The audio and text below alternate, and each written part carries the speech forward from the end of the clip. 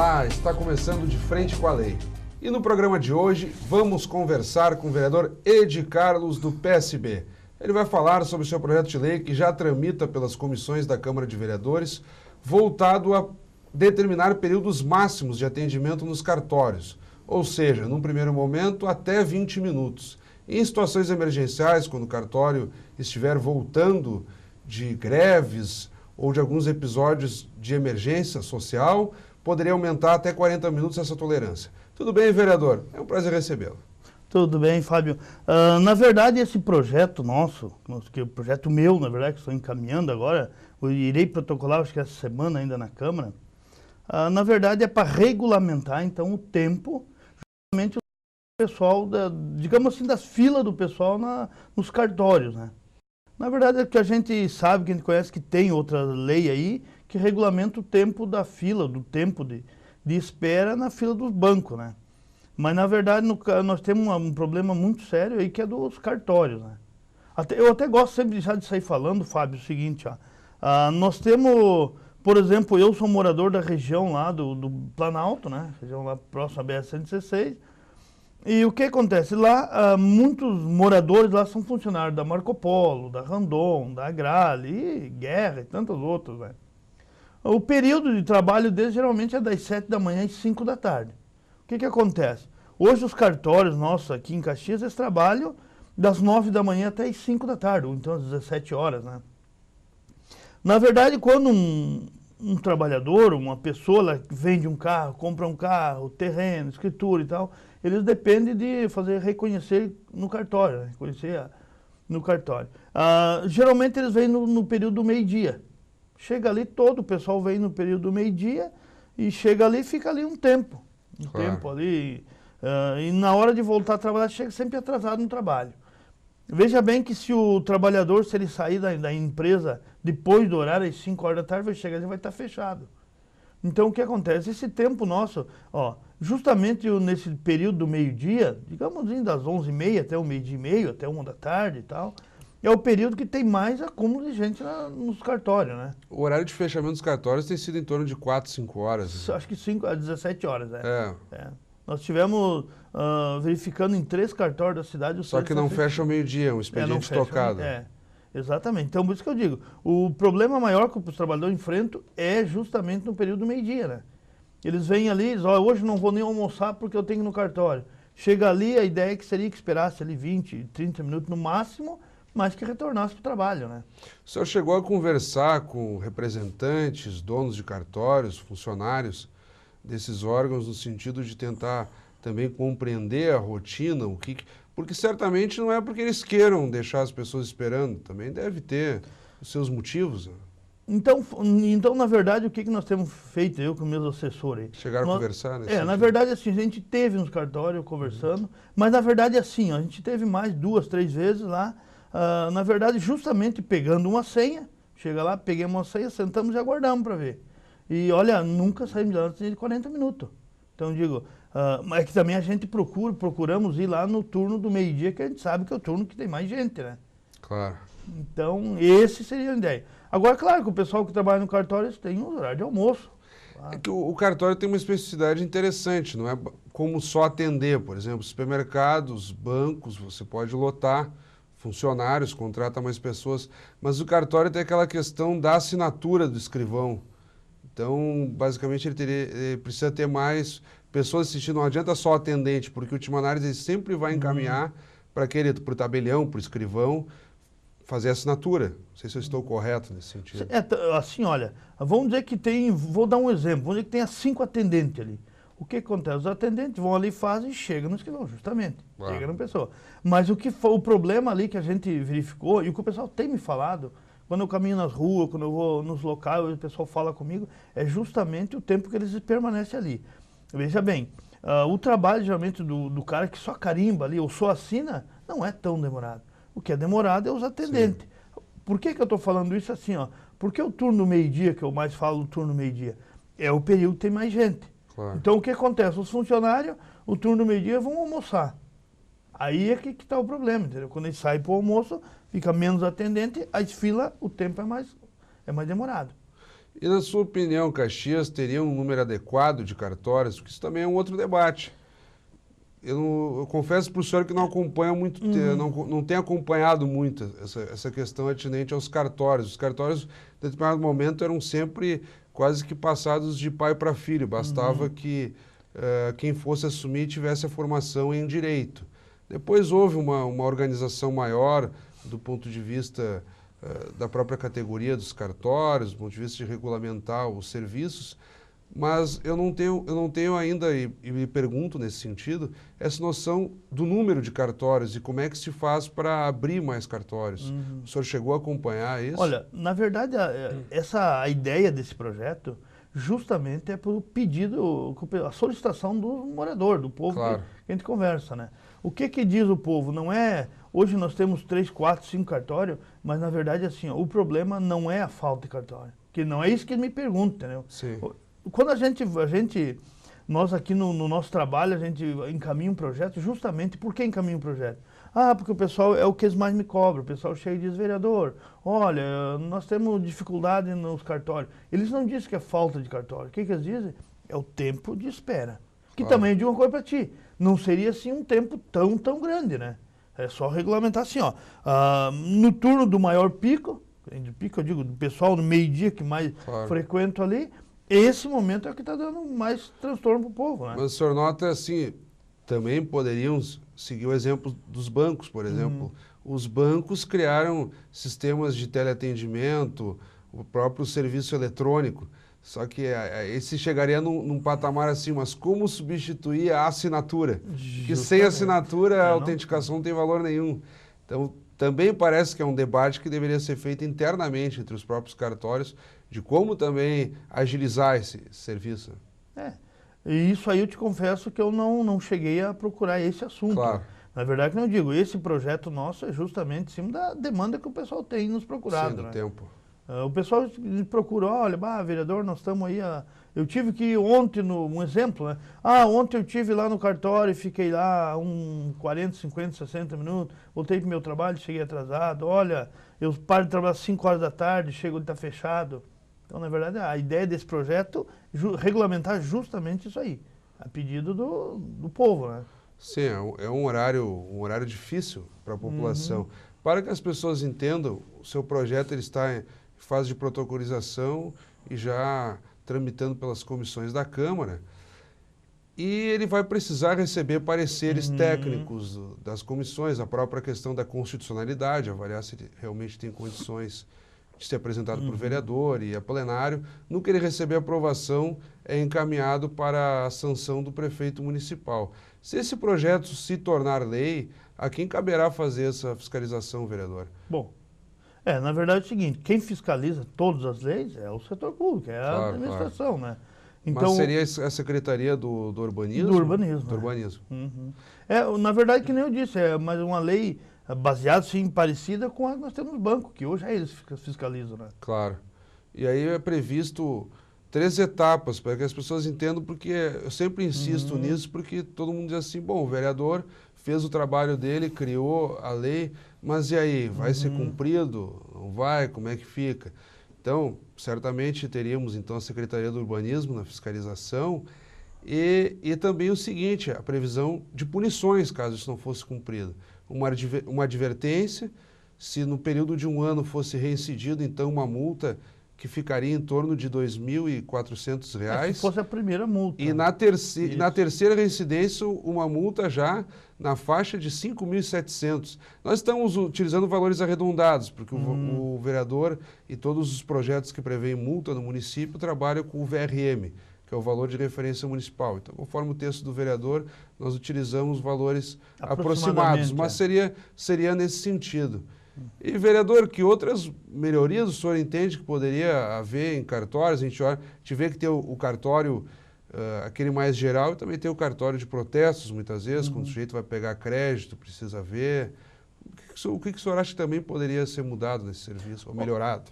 Olha, assim, eu, na verdade, eu participo bastante do cartório quando, por exemplo, assim, qualquer projeto nosso aqui, melhorias na prefeitura, a gente depende ali de uma guia de um cartório. Então, veja, a gente é bem atendido, entendeu? Eu acho que, assim, uma das melhorias fora essa aí, eu acho que até eu mesmo não teria que fazer.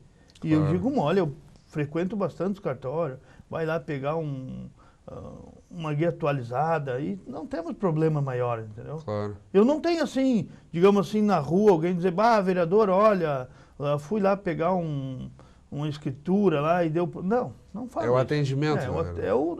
A regulamentação do tempo, tempo, justamente isso. Porque a maior parte dos cartórios já trabalha com aquela ideia do bilhetinho eletrônico. Quando vai pegar a senha, ela já vem escrito o horário. Então, o acompanhamento também é mais simples de saber quanto tempo levou, se foi os 20 minutos. E por que o senhor facultou esses 40 minutos?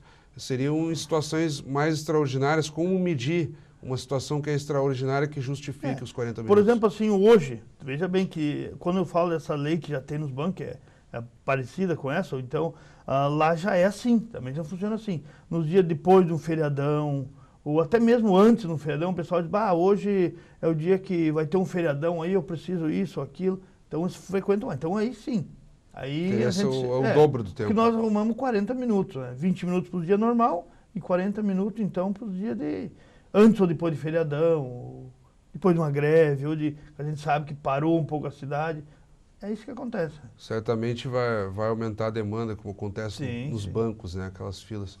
Uma alternativa que daí foge de toda a alçada, tanto do legislativo quanto do executivo, mas é entre o próprio meio cartorial e os seus órgãos reguladores pensar em alternativas que digitalizassem algum serviço, como nós temos nos bancos. Houve época que para depositar um dinheiro tinha que ir ao caixa. Hoje é possível depositar pelo envelope. O próprio banco criou alternativas para evitar aquele contato formal com o bancário, com as filas. Às vezes é inevitável, mas muitos já conseguem fazer seus serviços independente de usar ou não o caixa. Mas no caso do cartório, tu diz, tem que ter assinatura. Tem que ter assinatura, é difícil. Não vale. Mas esse é um problema para o setor pensar. É verdade. Vereador, sempre que o senhor em plenário tem tratado muito dos problemas atinentes à questão urbana e pegando muito especificamente o seu bairro, que é o bairro Planalto. Não tem como deixar de ser, pela sua origem, que é comunitária, o seu mandato certamente vai seguir nessa linha do mote comunitário. Quais têm sido as principais demandas da região do Planalto que, a seu ver, urgem por soluções? Na verdade, a gente sempre fala, né, para todo o pessoal que nos assiste, quando a gente é vereador, a gente é para a cidade inteira. Sim, sim. Claro, mas eu digo, o local que eu mais conheço, que eu mais me identifico, é na região que eu moro. Mas é que são características, a gente sempre lembra o vereador ali no Bandeira, traz muitas vezes a questão de Santa Lúcia do Piauí, do interior, o vereador Bump, a mesma coisa, o vereador licenciado, que agora está na Secretaria da Habitação, o vereador Renato Oliveira sempre focando mais o Fátima, mas sem dúvida, o senhor não vai deixar de atender e de participar dos outros temas que fujam da questão do Planalto. Mas eu perguntei porque o senhor insiste muito nas suas manifestações em plenário. Na verdade, aquela região ali, o que mais complica nós, mais prejudica a nossa região, quer dizer, um dos problemas é a BR-116, né? Então eu tenho falado muito... O trecho que corta Caxias do Sul. Dentro do perímetro urbano, né? Que justamente a BR-116 dentro do perímetro urbano, toda ela é duplicada. Claro. Agora, ali no bairro Planalto, ela não é. Então nós temos ali um período, acho que uns 900 metros só, que ela é pista simples. Então isso aí eu tenho falado muito, tenho cobrado muito, tenho ido no DENIT, a gente lutava na época quando ainda tinha os pedágios, né? O que a gente diz? Nós queremos pelo menos uma duplicação daquilo ali, né? Eu falo tanto ali numa rótula de acesso ao bairro Planalto, né? Que ali, justamente por causa da falta de duplicação, é que os carros vêm em duas pistas, quando viram numa pista só, acaba parando o trânsito. É normal, né?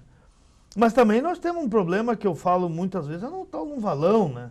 Nós temos lá embaixo no Planalto, onde divide o Planalto com o Monte Reale, depois com o Pinho Verde, que seria já a parte do São Vito Coabe, ali nós temos o problema do valão que é muito crítico, né? Nós temos ali casas, moradores, família, gente honesta, trabalhadora, mas estão lá nas margens do valão. Sim. Então, o que a gente sempre diz, que o problema do valão é um problema habitacional, né? Então, quando se fala no valão, também se fala em habitação. E a habitacional, o que eu tenho falado muito, é sobre um projeto que nós temos lá para fazer prédios, né, da Minha Casa Minha Vida, que o governo teria que adquirir lá uns terrenos, para ter a área, né, para nós poder fazer lá, o projeto que nós temos foi de 100 casas, vamos dizer, né, do projeto Minha Casa Minha Vida, que seria justamente para tirar aquelas pessoas que estão na margem do valão. Sim. Então, tu vê, o problema do valão, queira ou não, é um problema habitacional. O né? senhor traz duas situações. Primeiro, a questão habitacional e anteriormente o senhor tinha citado a questão também relativa à BR-116. Que tem havido um debate, como o senhor coloca que esteve no DENIT, que é o órgão federal que cuida das estradas, houve um debate em torno de atribuições. O governo do estado colocava que estava a estrada, esse trecho, sob competência da Convias, da Univias, da concessionária que cuidava desse trecho, e terminando agora o período de concessão, voltaria à competência do DENIT.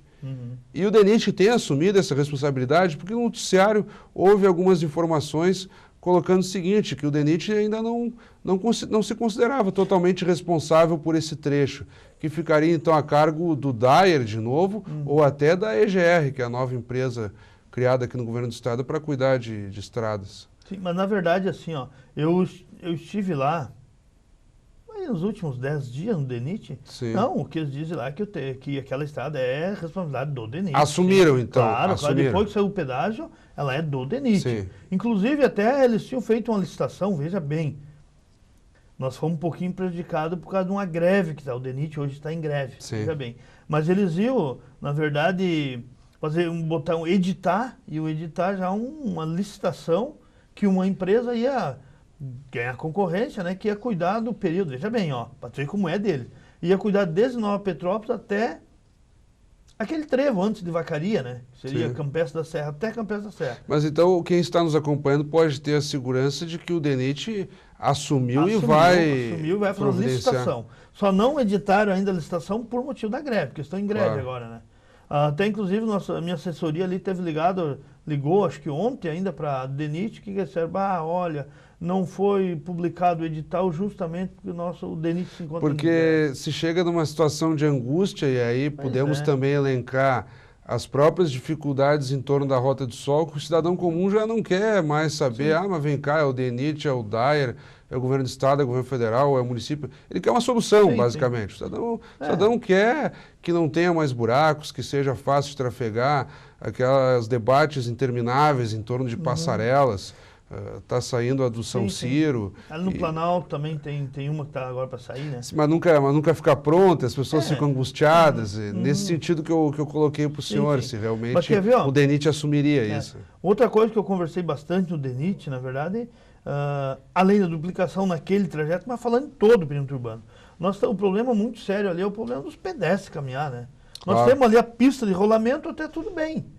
As pistas de rolamento não está assim muito esburacada, não está boa, está bom no tráfego. Mas o problema, saindo da pista de rolamento ali, nós não temos passeio público.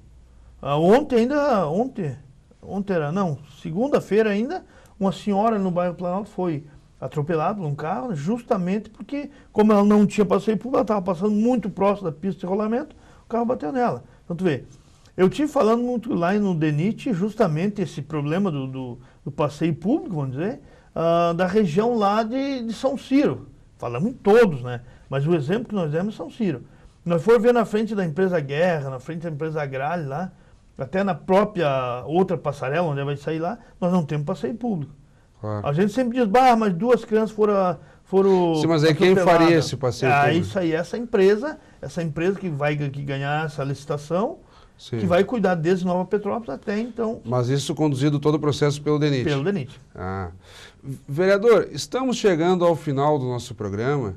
Eu gostaria que o senhor tocasse algum ponto que nós não tenhamos abordado, enfim, fizesse as suas últimas considerações. Um ponto muito importante que nós temos também, aqui na casa nós aprovamos aí digamos assim, um projeto aí que nós estamos autorizando o setor público e o prefeito, vamos dizer assim, ou a administração pública, né, para ela fazer uma rua, que eu tenho batido muito aqui, que é a rua João Oreste Faoro. Então essa rua aí ela vai pegar desde o Planalto, lá da parte de baixa do Planalto, a divisa São Vitor, e vai fazer um asfaltamento até a BR-116. o que acontece? Nós falamos tanto da BR em frente a Marco Polo, que não tem trevo de acesso. Mas ali o maior problema nosso, que todo o pessoal que acessa o bairro tem que acessar por ali. Então essa rua que nós estamos falando, que já foi aprovada aqui na Câmara, o pessoal vai poder acessar ela lá em frente a Madal. Um pouquinho antes do Trevinho da Madal, ou lá no Trevinho da Madal, né? Chega ali, o pessoal que desce aqui, o imigrante, por exemplo, desce em sentido Planalto.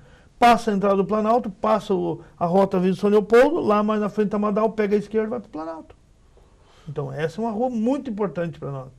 Mais uma vez, muito obrigado, vereador. Conversamos então com o vereador Edi Carlos do PSB. Obrigado pela audiência. Até o nosso próximo encontro.